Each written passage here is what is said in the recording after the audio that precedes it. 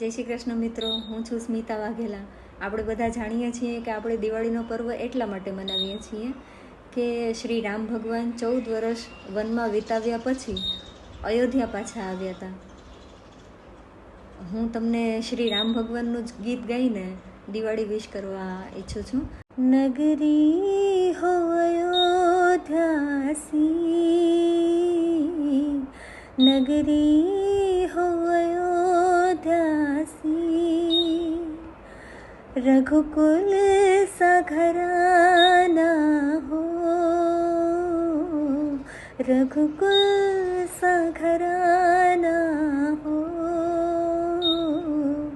और चरण हो राघव के जहाँ मेरा ठिकाना हो, और चरण हो राघव के जहाँ मेरा ठिकाना हो. Happy Diwali and happy new year.